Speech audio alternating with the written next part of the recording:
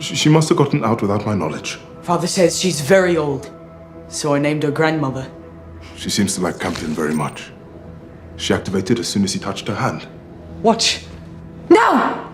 She's not dangerous, Mother. You said the same of me once.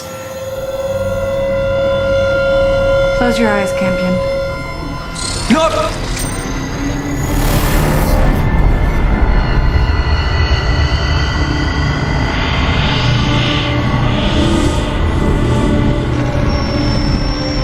Mother, stop! You're hurting her!